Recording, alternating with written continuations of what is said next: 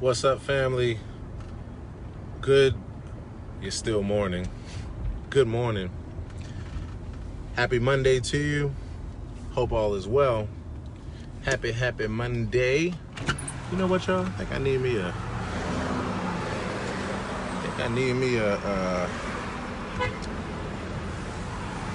me a quick bean bar. How you doing? I'll grab you one. I'll buy you one. Yeah, no problem, man. Appreciate you. You bought me one before. I haven't, but I have now. Look, Yes, sir. Can I be bold? If What's you have that? the time, I'd rather have breakfast from Burger King. I got you. Unfortunately, I don't have the time right now. I would grab it for you, actually. But I could do this for you. This is the best I could do right now. Yeah, I appreciate you, though, man. Oh, you mean the bean pie? Yeah. Can you tell them, come on down for the light change? Aki! What's up, y'all? Happy Aki, Monday. Bean pie! Bean pie! Out here having a good Monday so far. Stopped to grab a bean pie for someone while I grab myself. How about this? Instead of $4 for the bean pie, can I bother you for $3 so I can get breakfast? I have to. Well, I tell you what. That'll be fine. I'll just give you that. Yeah, that'll be fine. That'll work. What's up, big How you doing, man? Let me grab two. Really good, guy. Two? Yeah. Appreciate you, man. 1 second, bro. Oh, you a 10? Here you go. Okay. You got 2.5. Oh, I'm sorry. What was it? I'm sorry. It's $8 for two. Okay, sweet. What's up? Sweet. So, can you give me 2 5s and just give him a 5? I appreciate it. You're welcome, man. And I really do appreciate Enjoy you. your food. I do. I appreciate Man, it. that's a blessing, bro. God gonna bless you for that, G. I appreciate you, brother. Have a good one. Hey, y'all. What's up? Hey, Coffee. Out here supporting the people. You see how her back legs are kicked out? Oh, yeah. She has arthritis so bad that the lady has to have an extra leash to put around her belly. Oh, poor dog. I'm sorry she she's see her walking feet. her. I've seen that dog every day Have a for good the one, last 4 man. years. I will. Thank you. All right. Hey, y'all. Happy Monday. Mood Mondays. Just came off of an amazing conversation with my good friend, Willie Fields. Great musician and friend. And let me roll this window up so you guys can hear me. Great musician and friend, my good brother, Willie Fields. We just had a great conversation about a number of things. Like, y'all should have been there. And guess what? You get the opportunity to be there because I just recorded a conversation with him, and it'll be on my podcast very shortly, where we talk about directing and redirecting chi or energy. Those of you all that have never heard of it before or need more information on it, all you have to do is, as soon as you finish watching this video, click on the link in the title of this video, the description, and it'll just take you to the Wikipedia page so you can learn about chi, spelled Qi. So we talked about, and I want to kind of say this to, anybody that's listening. And this is for Willie. We had a great conversation because I want to help him. He has a story, an amazing story to tell, as many of us do. And that's the other reason why I want to do this, because it's to encourage him, it's to encourage you, the listener, it's to encourage myself, and to just be able to talk about the truth of the matter in order to help all of us. All of us have a story to tell. The truth of the matter is the adversity that you faced is what allows you to get to the point where you are today. The truth of the matter is anybody who goes to the gym, anybody who lifts weights, and who understands the process of how to build muscle knows that it's basically about adversity. It's basically about adversity, and it's about you putting certain things under pressure. When you put those things under pressure and they're put in those type of conditions, when they push through and make amazing things happen. They have the ability to. And that's what we were talking about. The ability to take energy that's thrown your way of any sort and to redirect it in the most positive way possible. If any of you all are familiar with the second law of thermodynamics, if you aren't familiar with it, the second law of thermodynamics state that in the system, in this particular system, no energy can be neither created or destroyed, only transferred from one form to another. Only transformed from one form to another. And so I took the time to encourage my brother, Willie, to tell his story more, to be able to speak about it more on social media, because he has a lot to offer. And we talked about, he's he's specialized in baseball. He's a professional baseball player, as well as professional martial arts master, and he's a musician and just a all-around incredible, talented guy. Had a lot of great experiences where we both identified today, one thing we have in common is that out the gate, it was just literally a part of our DNA to turn adversity into positivity. And we talked about how, like, when you have a baseball player at the plate batting, when they hit a home run, or when they hit a, whatever kind of hit allows them to get on base, when they hit that ball, period, it really doesn't matter what the outcome is. When they hit the ball, what they're doing is transferring energy. The energy is coming one way at a really fast and high velocity and speed. And it would seem counterintuitive, but they just know how to channel that energy, use it to push outward in order to have a completely different effect. And so that's what's important. That's what's important. So, just want to encourage somebody today to do your best to take all energy thrown your way and to turn it into something positive for yourself, as well as use it for positive energy for other people around you. While we were talking, there was a person that pulled up in front of us that had a flat tire, and I got a chance to get out and mention to the person, that they had a low tire and help them out. The thing I took note of, and I often do, is because of the neighborhood that we were in, and I would even imagine because of my demographic, I could already tell it was two people. The look on their face, even when I was trying to get their attention, was kind of a look that I could say was kind of negative. You could tell they were expecting things to go in a particular direction. Maybe they were having a bad morning. Whatever the case may be, there was a particular kind of negative look. And you could tell that they had a predisposition more to, I was getting ready to come with some BS than what I came with. And when I came with just saying, first of all, good morning and hello, because that's important. Just saying good morning changed the mood, and then being able to tell them what was going on, you could see their entire mood change. And we have the ability to do that. And that's redirecting energy. That's taking something where I could jump right on, well, what you looking at me like that for? What's your issue? I'm trying to help.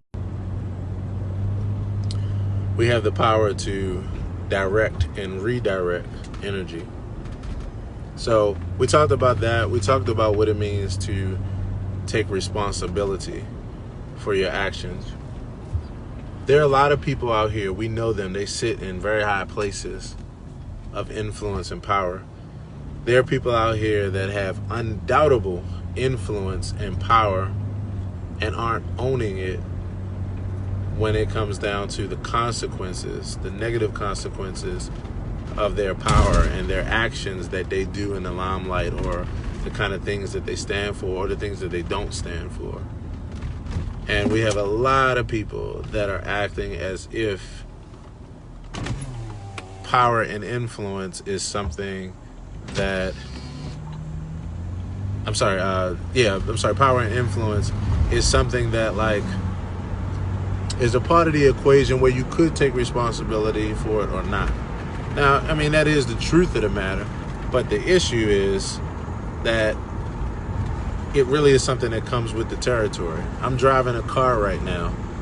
If I were walking, then I wouldn't be responsible for the safety of people around me, because I'm just walking. There's not too much that I can do to them. As soon as I jump in a car, now there's another level of responsibility that I have, because with this particular car and what it could do, there's some consequences if I'm not operating with it in the right way.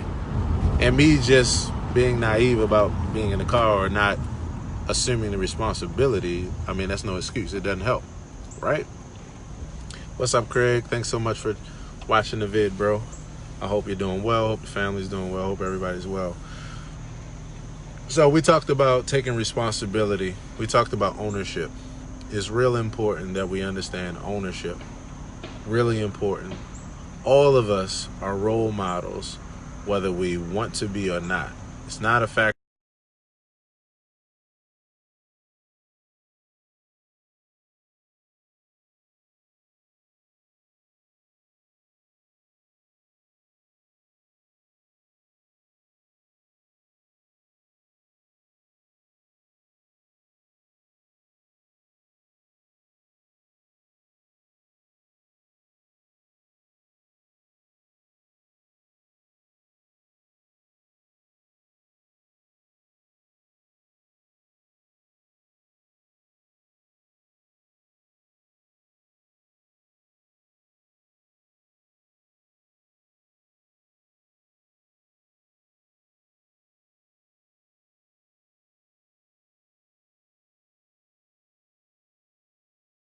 On social media.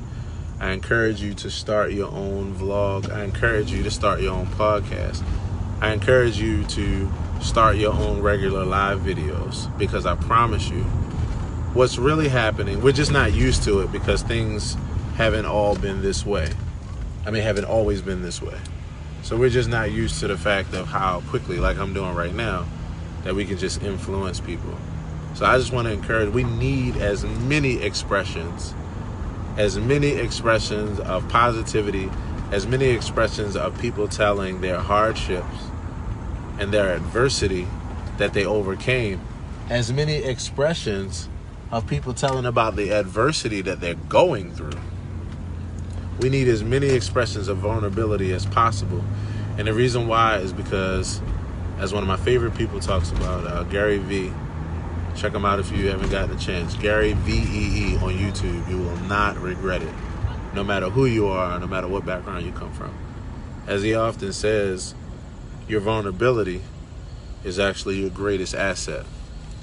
Nowadays, with this thing that I'm holding in my hand, being able to connect with whoever I want to at the drop of a dime, I can allow my vulnerability to show and talk about things that I'm going through as I'm going through them, and as I'm aspiring or working hard or overcoming them or pushing through them, because that allows other people, there's no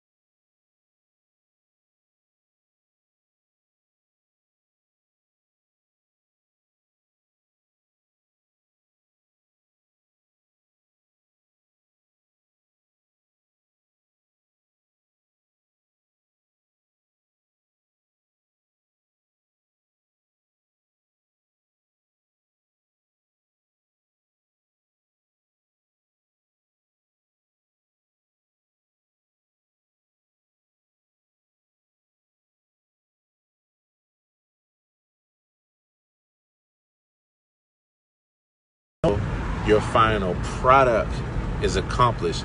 Don't wait until you take your final victory lap.